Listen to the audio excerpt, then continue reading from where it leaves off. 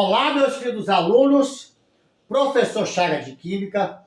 Hoje nossa aula será sobre transformação isocórica, isométrica ou isovolumétrica. Na nossa primeira aula sobre estudo dos gases, nós vimos a transformação isotérmica, onde a temperatura é constante. Depois nós vimos a transformação isobárica, onde a pressão é constante. Hoje nós vamos ver a transformação isocórica, isométrica ou isovolumétrica, onde o volume é constante. Ora, gente, o que é isso? Iso é um prefixo grego que significa igual. E volumétrica é volume, ou seja, é uma transformação de um gás do estado inicial para o estado final, sem variar o volume. Vamos ver aqui, ó. Aqui eu tenho um cilindro. Este cilindro tem um êmbolo, esse êmbolo ele é fixo, ele não se movimenta, diferente das outras aulas que o êmbolo se movimentava para cima ou para baixo. E aqui eu tenho o final, que também tem um êmbolo que também não se movimenta. Então, esse cilindro, eles estão com um êmbolo que ele não se movimenta, ele é fixo. Diferente das outras aulas que o êmbolo se movimentava. Então, vamos aqui, ó. Aqui, estado inicial, estado final. Por isso é que é chamado transformação de estado, tá? E aqui, gente, nós estamos trabalhando, vou repetir, nós estamos trabalhando com gás ideal. É apenas idealizado esse gás. Não é um gás real, tá, gente? Aqui é gás ideal. Então, vamos aqui, ó. Aqui eu tenho o cilindro, que tem uma certa quantidade de gás. Eu tenho aqui 11 moléculas de gás. A pressão inicial, 4 atm. Volume inicial, 4 litros. Temperatura inicial, 200 graus Kelvin. Final, pressão final, 8 atm. Volume final, 4 litros. Percebam, inicial é 4 e final é 4. Não varia. E temperatura final, 400 Kelvin. Percebam, gente, que quando eu dobro a temperatura de 200 para 400, a pressão também dobra de 4 para 8. Se eu reduzir a temperatura de 400 para 200, a pressão também reduz de 8 para 4. Então, gente, isso são grandezas diretamente proporcionais. Quando eu aumento uma, a outra também aumenta. Quando eu dobro uma, a outra também dobra. Quando eu reduzo uma metade, a outra também reduz a metade. Entenderam, gente? Então, vamos ver como é que funciona isso. Aqui eu tenho o gás, ele está a 200 graus Kelvin. Nós sabemos que a temperatura de um corpo é determinada pelo grau de agitação de suas moléculas. Então, estas moléculas aqui têm um certo grau de agitação. Elas estão se movimentando para todos os sentidos e bate na parede do recipiente. Como esse êmbolo não se movimenta, esta pressão aumenta para 4 atm. Aí eu aumento essa temperatura de 200 para 400. Quando eu aumento essa temperatura, eu aumento o grau de agitação dessas moléculas. Elas começam a se movimentar com maior velocidade e batem na parede do recipiente. Como não tem para onde se deslocar o êmbolo, não tem para onde ir, a pressão aumenta.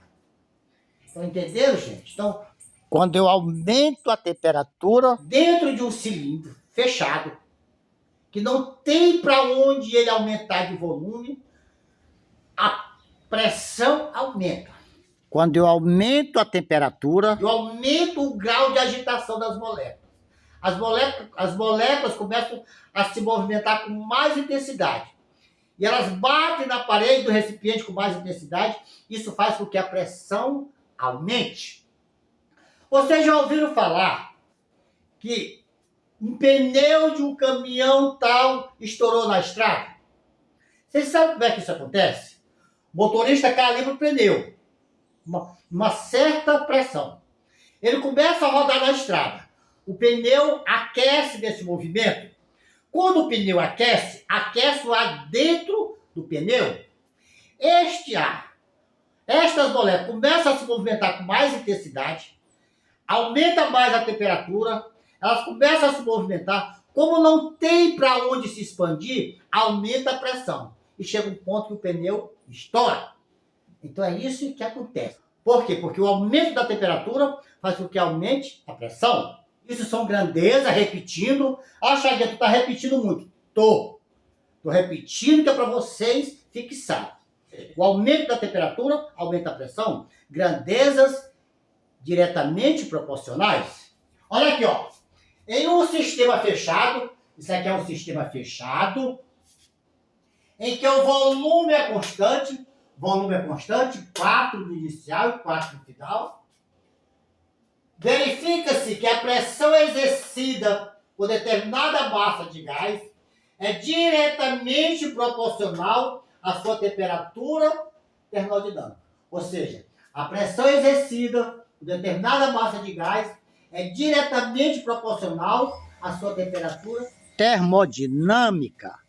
Entenderam, gente? Entenderam? Então, isto é que significa transformação isovolumétrica, ou isocórica, ou isométrica.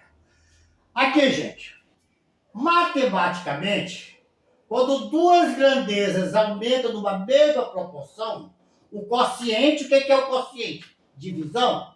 O quociente entre elas é uma constante. Vamos ver aqui, ó. 4 dividido por 200. Vai dar 1 sobre 50, ou 0,02. Aqui, ó. 8 dividido por 400. Vai dar a mesma coisa. 1 sobre 50, ou 0,02. Ou seja, quando duas grandezas variam numa mesma proporção direta, a sua divisão, o seu quociente é constante. Ok? Equação geral dos gases. Aqui eu tenho a equação geral dos gases. Volume inicial, pressão inicial, temperatura inicial. Que é igual. Volume final, pressão final, temperatura final. Aqui eu tenho volume inicial, pressão inicial, temperatura inicial. Volume final, pressão final, temperatura final. Aqui são os iniciais, aqui são os finais. Isto é a equação geral dos gases. Mas nós temos que saber com que tipo de transformação nós estamos trabalhando. Nós estamos trabalhando aqui com transformação isovolumétrica, isocórica, em que o volume não varia. Se o volume não varia, então V inicial e V final são iguais.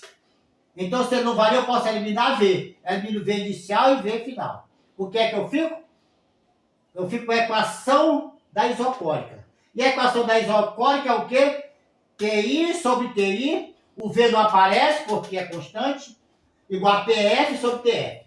Esta é a equação da isocórica.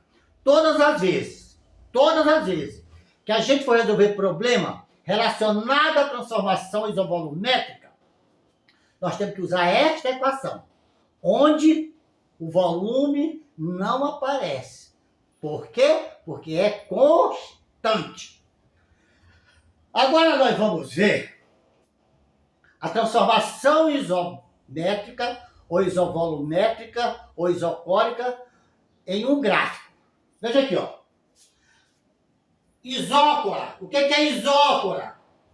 Isocórica. Aqui eu tenho o gráfico da transformação isovolumétrica. Aqui é o eixo das pressões. Aqui é o eixo das temperaturas. A pressão varia de 0 a 16 e a temperatura de 0 a 800 graus. Perceba que quando a minha pressão é 4, a minha temperatura é 200. Olha aqui, ó. Quando minha pressão é 4, minha temperatura é 200. E agora, quando minha pressão é 8, minha temperatura é 400. Olha aqui.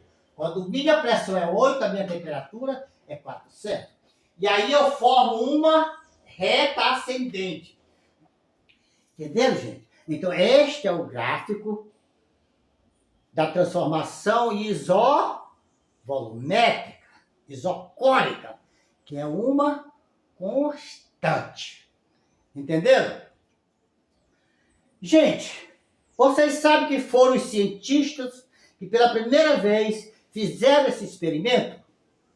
Foram os mesmos cientistas que fizeram o experimento da transformação isobárica. Vocês lembram que foram esses cientistas? Charles e Gay-Lussac. Então, ó, segundo a lei de Charles e Gay-Lussac, então foram esses dois cientistas que fizeram este experimento. Transformação isocôrica ou isovolumétrica. Entenderam? Vejam como a transformação isométrica ou isovolumétrica ou isocôrica é muito fácil. Então, meus queridos alunos, é isso que eu queria passar para vocês.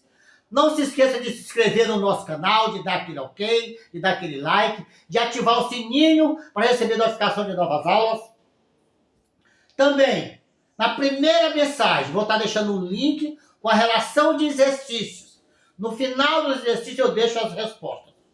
Primeiro respondam para ver se vocês acertaram. Alguma dúvida, entre em contato comigo. Então é isso, meus alunos, e até a nossa próxima aula.